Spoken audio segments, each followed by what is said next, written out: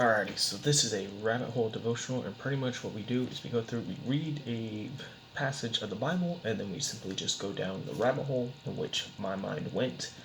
And let's do it. This is going to be James chapter 1. James, a servant of God and of the Lord Jesus Christ, to the 12 scribes scattered among the nations. Greetings, trials and tribulations. Consider it pure joy, my brothers and sisters, whenever you face trials of any kind, because you know the test of your faith produces perseverance. Let perseverance finish its work, so that you may be mature and complete, not lacking anything. If any of you lacks wisdom, you should ask God, who gives generously to all who are finding fault, and it will be given to you. But when you ask, you must believe and no doubt, because one of the doubts is like a wave of the sea, blown and tossed by the wind. That person should not expect to receive anything from the Lord. Such a person is double-minded and unstable in anything they do. Believers in humble circumstances ought to take pride in their high position, but the king should take pride in their humility, since they will pass away like a wild flower. For the sun rises with scorching heat and withers the plants. It blossoms, falls, and its beauty is destroyed. In the same way, the king will fade away while they go out of their business. Blessed is the one who perseveres under trial, because, having stood the test, that person will receive the crown of life that the Lord has promised to those who live in them. When tempted, no one should say, God is tempting me. For God cannot be tempted by evil, nor does he tempt anyone. But each person is tempted when they are dragged away from their own evil desires and intents. Then, after desire has conceived, it gives birth to sin. And sin, when it is full grown, gives birth to death. Do not be deceived, my dear brothers and sisters. Every good and perfect gift is from above, coming down from the Father, from the heavenly lights, who does not change like shifting shadows. He chose to give us birth through the word of truth, that we might be kind of first fruits of all he created. Listening and doing. My dear brothers and sisters, take out this. Everyone should be quick to listen, slow to speak, and slow to become angry, because human anger does not produce the righteousness that God desires. Therefore, get rid of any moral filth and the evil that is prevailed, and humbly accept the word planted in you, which can save you. Do not merely listen to the word and so deceive yourselves. Do what it says. Anyone who listens to the word but does not do what it says is like someone who looks at his face in the mirror and after looking at himself goes away and immediately forgets what he looks like. But whoever looks intently into the perfect law that gives freedom and continues in it, not forgetting what they have heard, but doing it, they will be saved in what they do. Those who consider themselves righteous and yet do not keep a tight rein on their tongue deceive themselves, and their religion is worthless. Religion that God our Father accepts as pure and false is this: to look after orphans and widows in their distress, and to keep ones from being polluted by the world. Alright, so this is a passage that I've heard a lot, and a lot of different pastors preach on, and all that stuff. So, there's plenty of good content out there about the different moral standpoints. Feel free to go down that. Here's where I went down. Because when I was reading Cold Case Christianity, it was talking about the persecution of the apostles. And over here, in verse 2, consider it pure joy, my brothers and sisters, whenever you face trials of many kinds. So I was like, okay.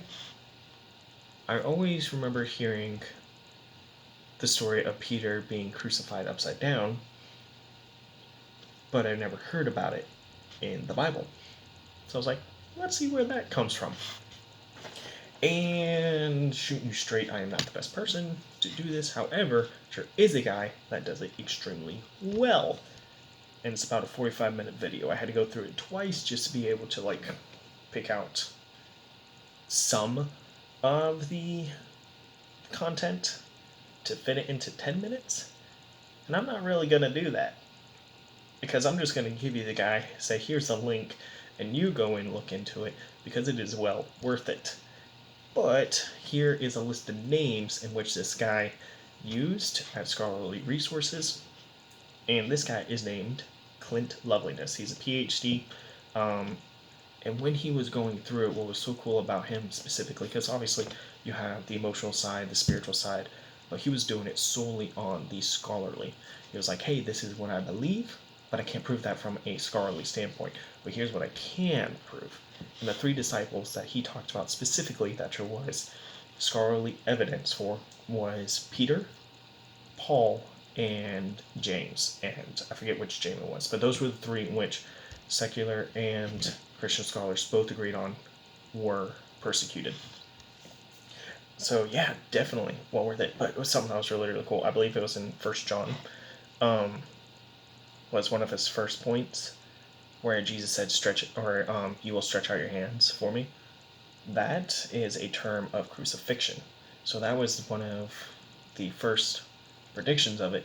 And the writer of John, as Clint Loveliness stated, was confident that that actually was fulfilled. So he would have been writing after that fact, which, as we know, a lot of it was actually transposed after a lot of the things happened. Now, of course, the disciples did keep good record, but also a lot of the records was kept on a material. I think it was called, it was something with a P.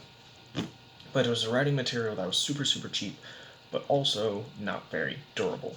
Whereas, like the Babylonians, that were able to record floods during their times, and the writing on the walls used clay. So that's why we're able to preserve that, but we weren't able to preserve this, or at least I think. Don't quote me on it. But some of the names in which he used as scholarly references, if you're looking to get into more meaty research, was Justo Gonzalez. He is a historian of Christianity. Eb Sanders, which is a scholar or historian, one of those, but is accepted in both the Christian realm and the secular realm. And then Tastius was a Roman historian, and he has a couple of opinions on him. But what's also really cool is Tastius, okay, so going to Peter, back to Peter, recorded that the Roman government was the Great Fires of Rome, and he believed that it was actually set by the emperor, or being like in a drunken thing or whatever else, but then it was blamed on the Christians. And during that time, in that persecution, there was a lot of people who were hung upside or were crucified that were specifically Christians because they put the blame on the fire on the Christians during that time, and many of which were hung upside down. And then after they were hung upside down, they were lit on fire to light up the way for the Roman soldiers. How's your persecution going?